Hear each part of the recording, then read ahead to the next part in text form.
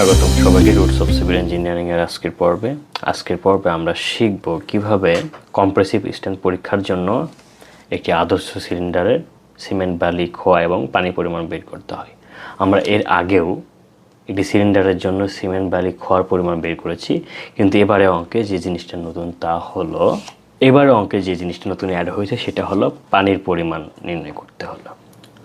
পানির পরিমাণ, যেটাকে আমরা ইংরেজিতে বলতে হয় ওয়াটার সিমেন্ট রেশিও। এখানে সিমেন্টের পানি ও সিমেন্টের অনুপাত দেওয়াই আছে 0.45। এটা হলো ওয়াটার সিমেন্ট রেশিও। তাহলে ওয়াটার সিমেন্ট রেশিও নির্ণয় করার জন্য আমাকে আগে সর্বপ্রথমে যেটা করতে হবে আর তা হলো, ওয়াটার সিমেন্ট রেশিও নির্ণয় করার জন্য আমরা এখানে পানির পরিমাণ জানি না, কিন্তু চাইলে আমরা অন্য এই যে আয়তন নির্ণয় করার পর সেখান থেকে সিমেন্টের পরিমাণ বের করতে পারি। আসুন আগে আমরা এটার আয়তন নির্ণয় করি, যাতে সেখান থেকে সিমেন্টের পরিমাণ বের করতে পারি। যেহেতু এটা নিচের অংশ বৃত্তাকার, তাহলে সেখানে আমরা কি ক্ষেত্রফল গুণন উচ্চতা করলে আয়তন বের হবে। এখানে আমাদের আরেকটি বিষয় খেয়াল রাখতে হবে, আদর্শ সিলিন্ডারের মাপ। অনেক সময় আদর্শ সিলিন্ডারের মাপ দেওয়া থাকবে না, শুধু বলা থাকবে যে আদর্শ সিলিন্ডার, যে কারণে আমাকে আদর্শ সিলিন্ডার মাপগুলো মুখস্থ রাখতে হবে। যদি এফপিএস এককে হয়, যদি এমকেএস এককে হয় তাহলে সেটা 15 সেন্টিমিটার ডায়া এবং উচ্চতা হবে 30 সেন্টিমিটার। আর যদি এফপিএস এককে হয় সেক্ষেত্রে এর ডায়াটা হবে 6 ইঞ্চি এবং উচ্চতা হবে 12 ইঞ্চি। এটা যেহেতু এমকেএস এককে রয়েছে, তাহলে আমাকে যেটা করতে হবে আয়তন নির্ণয় করার জন্য, এখানে আমরা দেখতে পাচ্ছি তিনটি এক সেটের কথা বলা হয়েছে, অর্থাৎ তিনটি।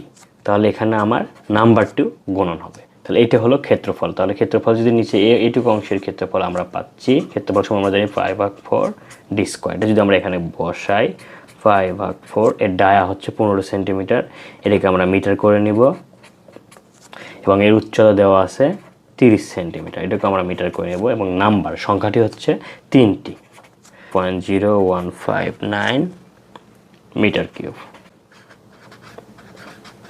আয়তন আমাদের সিমেন্টের পরিমাণ বের করার জন্য প্রয়োজন শুষ্ক আয়তন।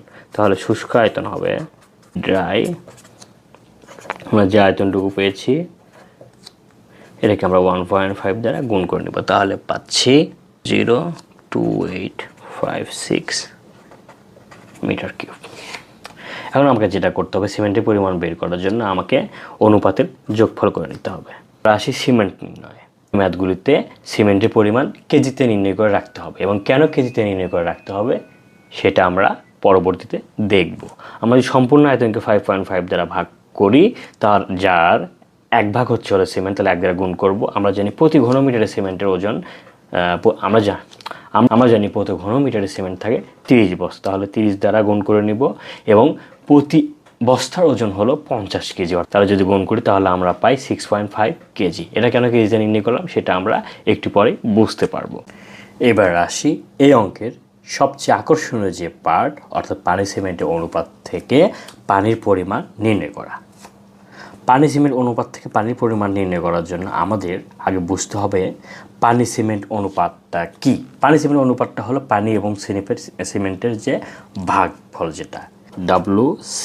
তো ডাব্লুতে হলো ওয়াটার, সিতে হলো সিমেন্ট, অনুপাতের ইংরেজি হলো রেশিও। তাহলে আমি যেহেতু প্রথমে পানি তারপর আছে সিমেন্ট, তাহলে উপরে লিখবো হলো ওয়াটার এবং নিচে সিমেন্ট। অঙ্কে আমাদের দেওয়া আছে পানি সিমেন্টের অনুপাত 0.45। তাহলে এই WC রেশিও যেটা, অর্থাৎ ওয়াটার সিমেন্ট রেশিও যেটা, এখানে আমি 45 বসিয়ে নেব।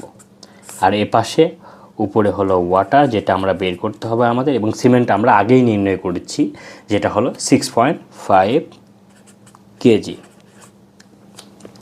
তাহলে গণিতের নিয়ম অনুযায়ী আমরা জানি ভাগের নিচে যেটা থাকে সেটাকে আমরা এই পাশে গিয়ে গুণ হয়। তাহলে এখানে শুধু ওয়াটার থাকে, এটাকে যদি আমি ঘুরিয়ে লিখি তাহলে ওয়াটার সমান আমি পাচ্ছি 0.45, যেটা ওয়াটার সিমেন্ট রেশিও, ওটার সাথে গিয়ে 6.5 যেটা, এটা গুণ হবে, যেটা হলো সিমেন্টের ওজন।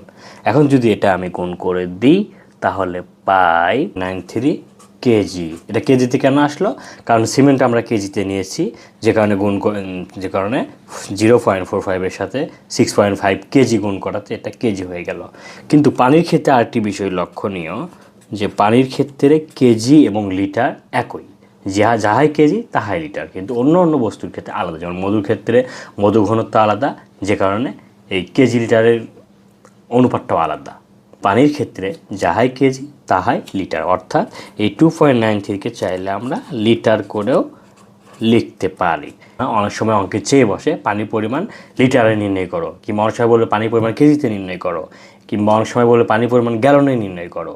এইভাবে আমাদেরকে বিভিন্ন অঙ্কে বিভিন্ন পরীক্ষাতে আটকানোর জন্য এরকম নানান ধরনের একক দিয়ে দিবে। তাই আমাদের সকল ধরনের একক জানা থাকতে হবে বন্ধুরা, বিশেষ করে। এবং এই পানির ক্ষেত্রে যে কেজি এবং লিটার একই, এই জিনিসটা আমাকে জানা থাকতে হবে। আজকে ক্লাসে এই পর্যন্ত। সামনে দেখা হচ্ছে নতুন কোনো অঙ্কের নতুন কোনো সহজ সমাধান নিয়ে। সে পর্যন্ত সবার দীর্ঘায়ু সুস্থতা কামনা করছি।